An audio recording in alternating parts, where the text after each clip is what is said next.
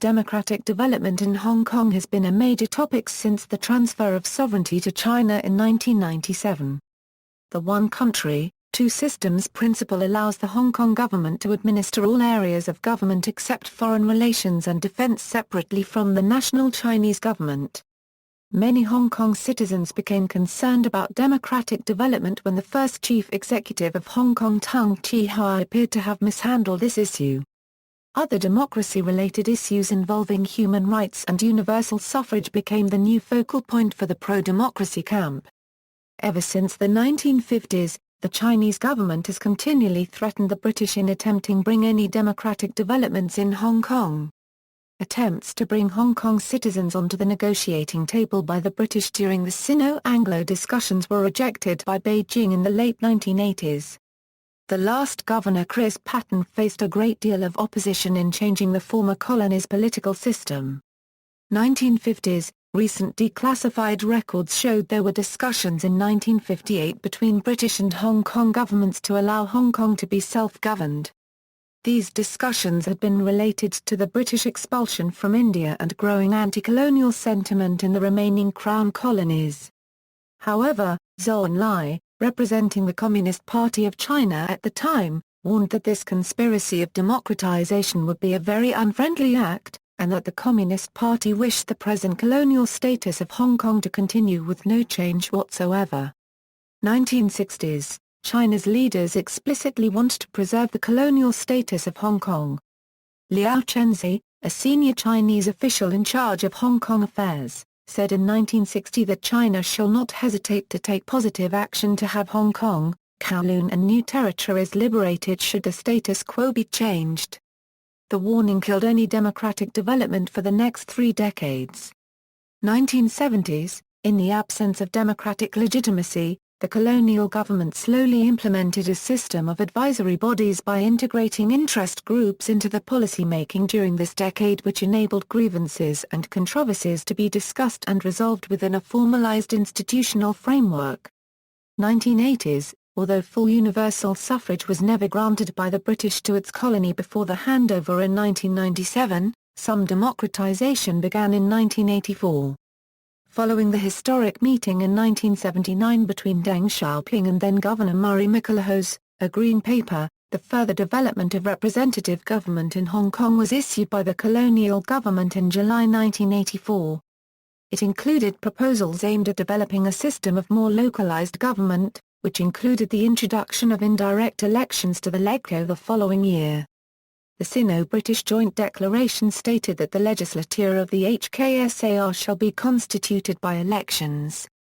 Then British Foreign Secretary Geoffrey Howe further promised the democratic process would start in the years immediately ahead, but they stalled due to opposition from Beijing, local business interests as represented by Executive Council, and the British Foreign Office under the pretext that it would bring chaos to Hong Kong.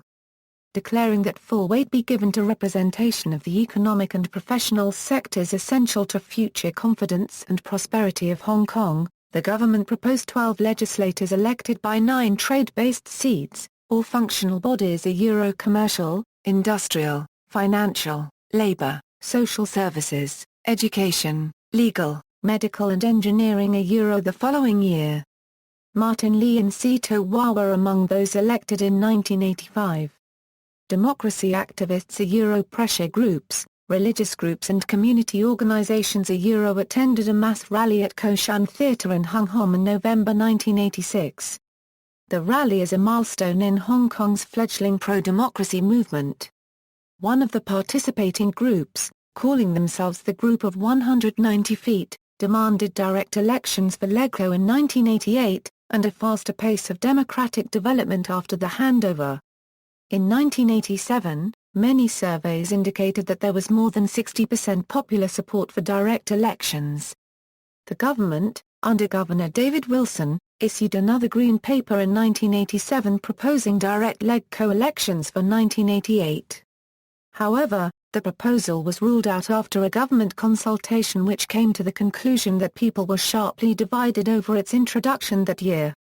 As Xinhua stepped up its presence in Hong Kong by opening district offices, pro-Beijing forces worked actively to stifle the implementation of direct elections for the legislature in 1988 by initially identifying supporters, fielding candidates and targeting opponents aiming to win at the district board elections. The Hong Kong government was criticized for manipulating the views of Beijing-friendly groups to ensure that no clear mandate for direct elections in 1988 emerged. Following the Tiananmen Square protests of 1989, and faced with concern over the Beijing government, support for establishment parties fell and pro-democracy parties' fortunes rose. Hong Kong government decided to introduce 18 directly elected seats to the legislature in 1991. 1990s, after the departure of Michaelhouse in 1992, Chris Patten, the new governor of Hong Kong, began moves to unilaterally democratize the territory by allowing for the election of half the Legislative Council by universal suffrage, and in the process incurring the wrath of the PRC. Patten had judged that people in Hong Kong are perfectly capable of taking a greater share in managing their own affairs in a way that is responsible, mature, restrained, sensible. During the final days of British rule, the Patten administration legislated for labour rights and collective bargaining. However, the legislation was cancelled by the Provisional Legislature upon taking office in 1997. Patten's push for reform was strongly opposed at the time by vested interests within LegCo, and by former Ambassador to China, Percy Craddock. Patten's moves created a hostile climate that lasted until the sovereignty of Hong Kong returned to China in 1997. Nevertheless, Patten extracted undertakings from a PRC representative. How Hong Kong develops democracy in the future is a matter entirely within the sphere of Hong Kong's autonomy, and the central government cannot intervene. Looping. The Chinese Ministry of Foreign Affairs reiterated the following year that the democratic election of all Legislative Council members by universal suffrage was a question to be decided by the Hong Kong SAR itself and it needs no guarantee by the Chinese government. Post-1997, however, under what Beijing called the one country, two systems model, the move towards greater democracy has stalled. The Legislative Council that was set up by Patten to be partially elected by universal suffrage, was dismantled by the PRC and replaced by an entirely unelected provisional legislature. Elections in May 1998 to fill a new legislature saw only 20 seats to be democratically elected, with the remainder determined by layered selection procedure designed to ensure pro-establishment parties' maximal representation at the expense of pan-democrats. An article in Journal of Democracy argued that Hong Kong's political development has lagged in the face of well-documented PRC efforts to impede progress toward direct elections, universal suffrage, and other democratizing reforms that Beijing fears might loosen its control. During the 1996 election, a 400-member selection committee voted for a chief executive to govern Hong Kong after 1997. Pro-democracy activists, including Emily Lau, Andrew Cheng, and Lee Chuk-yan, insisted this threatened Hong Kong's welfare by denying the city full democracy. A tomb of democracy was established outside the building shouting "Oppose the phony election." The activists were dragged away by the police, and detained for 4 hours. Since 1997, as a result of the executive-led model preferred by Beijing and the lack of democratic accountability of the chief executive, and the marginalization of the pro-democracy opposition in the legislature by the existence of functional constituencies and split voting between the constituency groups that give the pro-Beijing groups an effective veto over all motions, the pan-democrats have relied more on supervisory and control issues, backed by public opinion as a guide. Following the protests against implementation of Article 23 legislation on July 1, 2001 attended by 500,000 marchers, Beijing appointed Zhang Kongong to head policy issues for Hong Kong. In April 2004, DAB spokesman Lau Kwong-wah set aside without explanation the party's 2012 declared goal for universal suffrage, one day after fellow DAB Chan Kam Lam had reiterated on the campaign trail the party's plan to amend the party platform for the third time to promise full democracy in 2012. On April 26, Beijing reneged on earlier promises to allow Hong Kong the right to determine the timetable to universal suffrage. when the Standing Committee of the National People's Congress ruled out universal suffrage before 2012. Pan-Democrat groups such as the Article 45 Concern Group and the Hong Kong government agree on the interpretation that Hong Kong Basic Law Article 45 indicates universal suffrage as the ultimate aim. However, they differ on the pace of implementing universal suffrage. The Pan-Democrats, especially, have voiced concerns that small circle elections and the undemocratic functional constituencies threaten Hong Kong's autonomy granted to them by the Basic Law. As the new chief executive, Tung Chee-hwa ruled out free, direct elections for another 10 to 15 years. He put forth 2012 as a possible date of universal suffrage. 2004 referendum proposal following the April NPC ruling against the introduction of universal suffrage before 2012. The pan-democratic camp mooted the idea of a referendum to gauge the level of popular support for universal suffrage in 2007 August. At the first meeting of the new Legislative Council Constitutional Affairs panel on October 18, Chairman Louis Minghua was ambushed by pan-democrats in a surprise vote on constitutional reforms. After debating for over 3 hours, when Democrats outnumbered pro-government lawmakers, Fernando Chung raised a motion proposing a public referendum on whether people supported the government's go-slow proposals or whether both elections should be by universal suffrage. Panel chairman stalled on the vote for more than 15 minutes, allowing the pro-government legislators to be called back to vote. However, the meeting descended into chaos, and no vote was taken. The meeting adjourned to the following month. Democrats called on Louis to resign from his post for his abuse of procedure. Chief Executive Tung Chee-hwa rejected holding a referendum, saying the government would not support any civil organizations who decided to hold an informal referendum. Li Gang of the Central Government Liaison Office in Hong Kong warned that advocating a referendum was in breach of the Basic Law, and that it would be playing with fire. Basic Law drafter, Xiao Weian, said a referendum could be seen as a mark of disrespect for the National People's Congress. Whilst admitting a clear majority of Hong Kong people wanted universal suffrage in 2007 and 2008, Liberal Party Chairman James Ten did not back the referendum motion. Constitutional Affairs Minister Stephen Lam said, apart from the procedures stated in the Basic Law, it would be inappropriate and unnecessary for us to add a further procedure to determine this question. Executive Councillor Bernard Chan said a ballot would cause worry and embarrassment to Beijing because of its associations with a Taiwanese referendum earlier in the year. Margaret Ng of the Civic Party criticized Ten for his inconsistency, and said the referendum proposed violates no article in the Basic Law. What it does is to allow each and every person in Hong Kong to speak for himself, directly and unequivocally, without the results being distorted by loaded questions or through an arbitrary interpretation. On November 14, 3 pro-democracy functional constituency legislators, Kwok Ha-ki, Joseph Lee and Mandy Tam, declared they would abstain in the vote, denying suggestions they were under pressure to change their vote. At the second meeting of the new Legislative Council Constitutional Affairs panel on November 15, Chairman Louis Minghua once again deferred voting on the motion brought over from the previous month following a 3-hour debate, after the meeting descended into chaos, and no vote was taken. The meeting adjourned to the following month. Tung Chee-hwa again said that a referendum was inconsistent with the established legal procedures, is impractical and is misleading to the public. Chung retorted that although the government claimed to want to hear the views of the public and respects their opinions, it is refusing a referendum out of fear. On November 29, the motion tabled by Fernando Chung before the full LegCo calling for a referendum on the introduction of universal suffrage in 2007 (08) was scuppered by the pro-Beijing camp (DAB), the Liberal Party and the Alliance by 31 votes to 20. 3 pan-democrats abstained.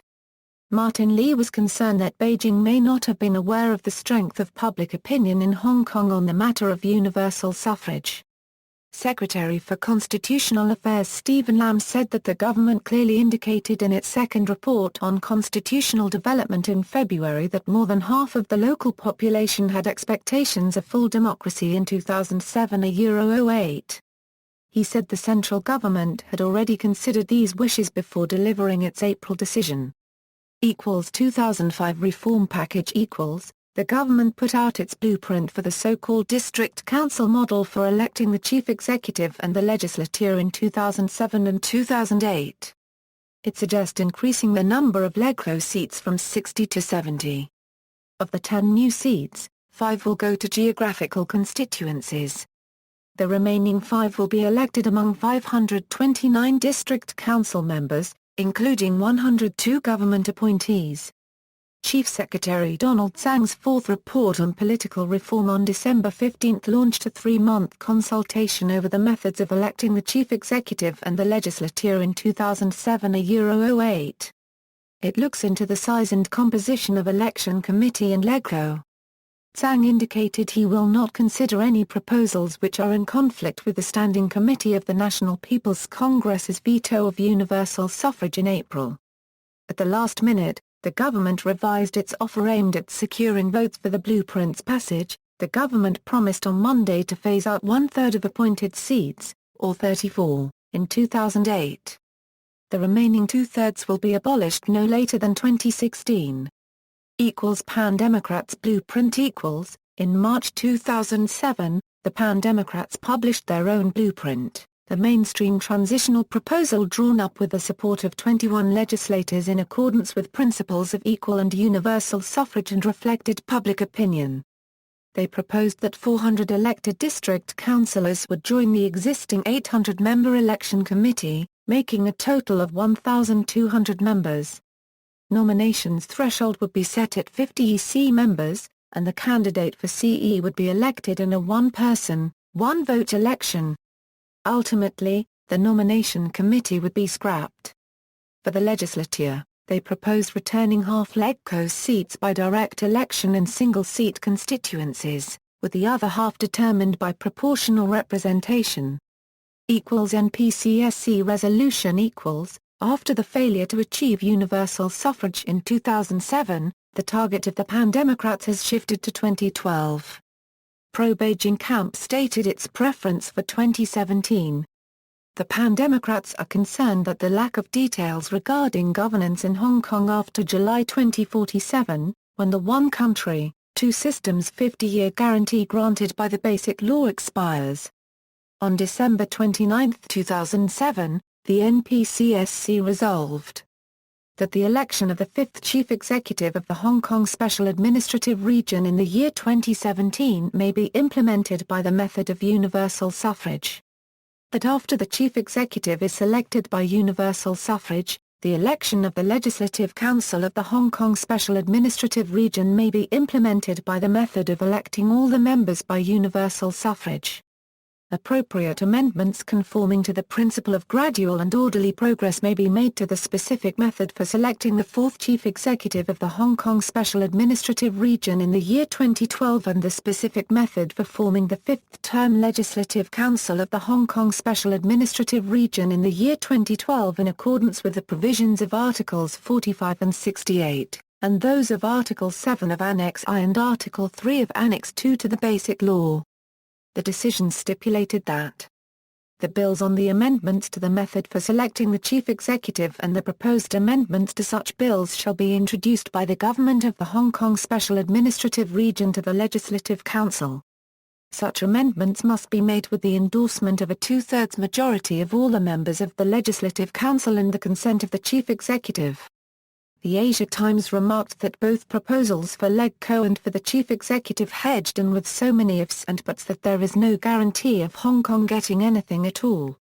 2009 reform package On November 18, 2009, the government published the consultation document on the methods for selecting the chief executive and for forming the LegCo in 2012. Which proposed to enlarge the election committee for the chief executive election from 800 members to 1,200 in 2012 and increasing the number of legislative council members from 60 to 70. It would also give elected district council members more seats on the election committee and 5 of the new LegCo seats. 5 constituencies resignation In January 2010, 5 pan-Democrat legislators resigned from their post as part of the 5 constituencies' resignation as had been mooted since the previous July.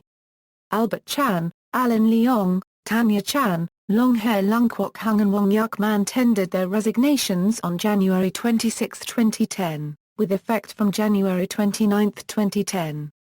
The HK government and Beijing representatives labeled them radicals and said the so-called referendum had no legal grounding.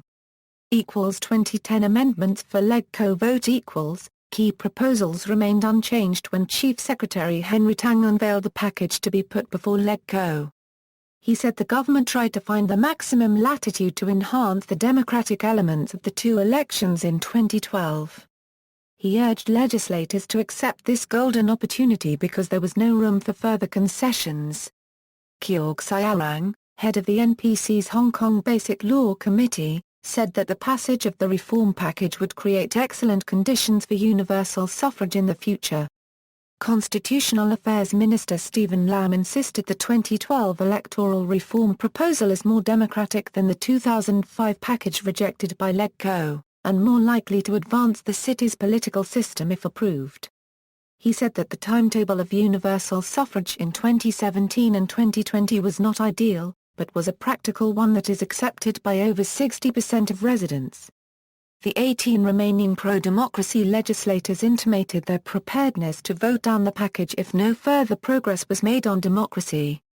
Civic Party lawmaker Audrey Yu said any reform package that increased the number of functional constituency seats was regressive and unacceptable. The Democratic Party counter-proposed that the 5 additional LegCo seats for the District Council functional constituency be directly elected by proportional representation instead of block voting.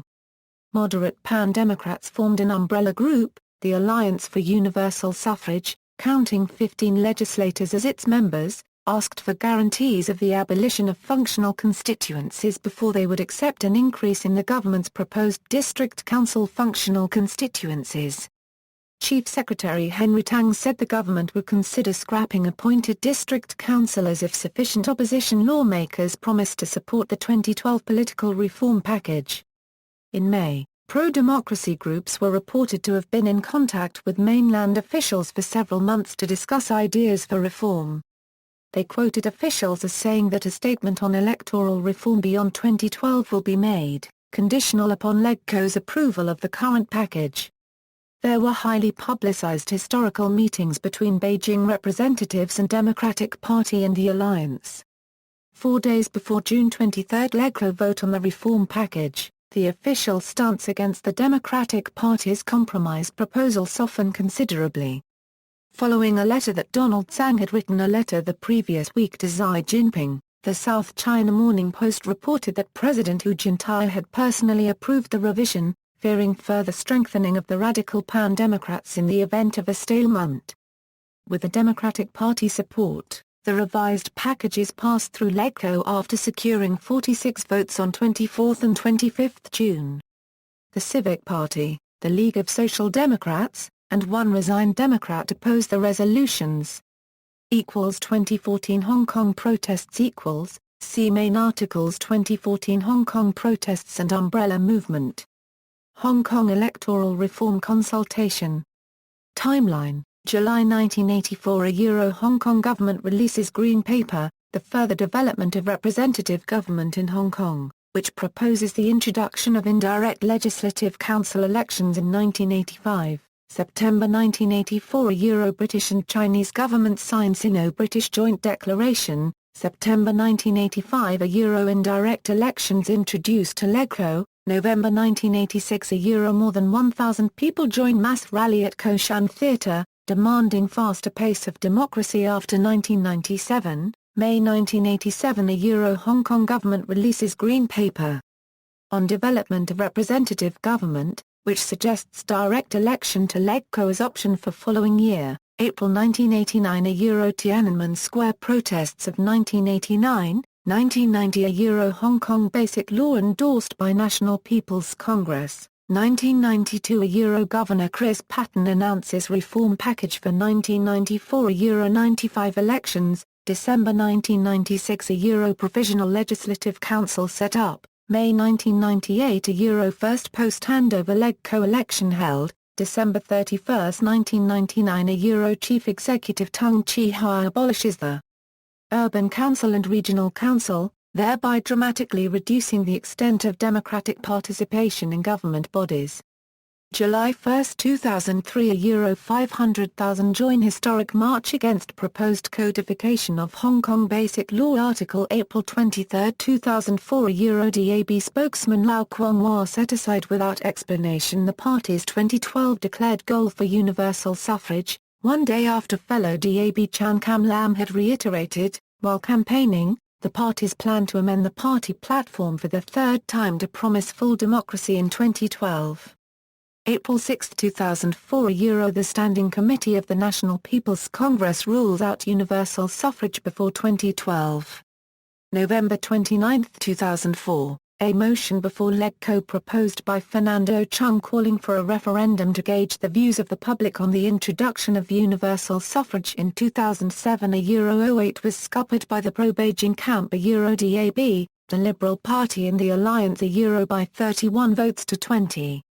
December 16, 2004, Hong Kong government launches public consultation on electoral methods for 2007 a Euro 08 elections, 2005, government proposal for 2007 a Euro 08 elections vetoed by LegCo, July 2007, government releases Green Paper on Constitutional Development, December 29, 2007 a Euro the Standing Committee of the National People's Congress Deputy Secretary-General, Keorg Siarang, visited Hong Kong to rule out universal suffrage being introduced by 2012. About 700 protesters marched to the Government House, where Mr. Keorg was to brief lawmakers and district councillors on the decision. January 1, 2008 a Euro Pan Democrats expressed regret about the rejection of universal suffrage in 2012, but said they would continue to fight for the early introduction of full democracy. They warned about fake universal suffrage being promised given that details of the 2017 and 2020 polls were not settled. Martin Lee said Beijing's proposals were full of blanks, and contained no concrete details. I do not see Hong Kong with genuine democracy in 10 years more or 20 years more. It is just a mirage. January 13, 2008 a Euro Pan Democrats gathered a petition of 10,000 signatures demanding universal suffrage in 2012. Pro-Beijing members have welcomed this decision to grant universal suffrage by 2017 as expressing the wishes of the people, as has been written in the Chief Executive's report regarding democratic development for the region. A peaceful protest against the National People's Congress Standing Committee's delay of universal suffrage to 2017 was held by 22,000 people. The march went from Victoria Park to the central government offices. July 2009 a Euro the League of Social Democrats proposed the 5 constituencies resignation plan in mid-July 2009. They proposed that LegCo members of the Pan-Democracy camp resign according to the size of their caucus in LegCo. 2 members from Democratic Party, 1 member from Civic Party, 1 member from LSD and 1 member from the 4 Independent Democrats to force a de facto referendum on universal suffrage. November 18, 2009 a Euro the government published the consultation document on the methods for selecting the chief executive and for forming the LegCo in 2012. December 21, 2009 a Euro Lu Monhung, member of the CPPCC said Hong Kong is part of China, some people are mistaken if they think Hong Kong could have its own political system. January 1, 2010 a Euro thousands attend the 2010 Hong Kong New Year March 26 January 2010 a Euro as part of the 5 constituencies resignation, Albert Chan, Alan Leong, Tanya Chan, Long Hair Lung Kwok Hung and Wong Yuk Man submitted their resignations, with effect on January 29, 2010. April 14, 2010 a Euro the government issued a revised package, to be put before LegCo before the summer recess.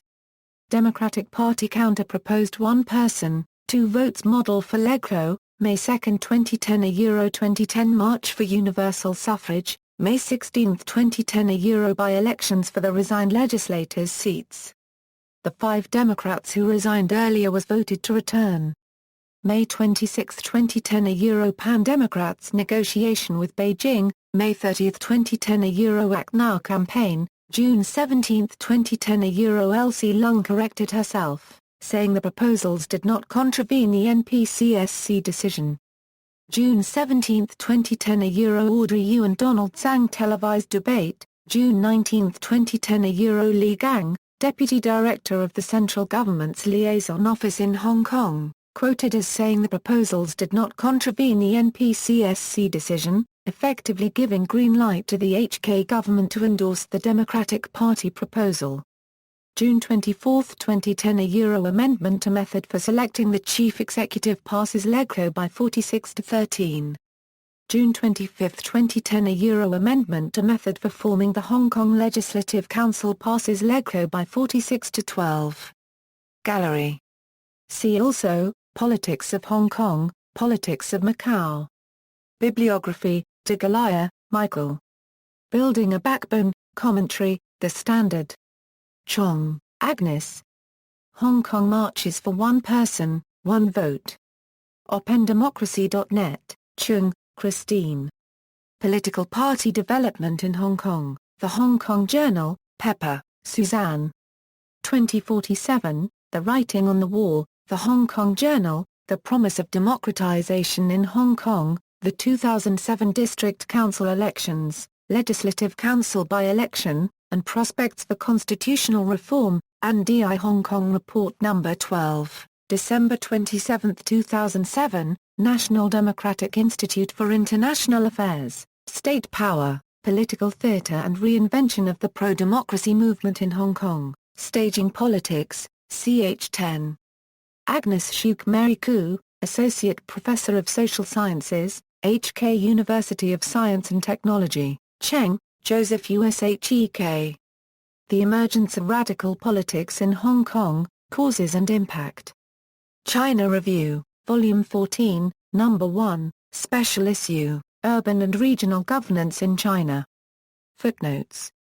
External links. Constitutional Reform Green Paper unveiled HK Economic and Trade Office in San Francisco, July 2007, Door to Universal Suffrage is open, The Standard a Euro-English translation of speech given by Keorg Siarang, head of the NPC's Hong Kong Basic Law Committee, in Beijing on April 15, 2010.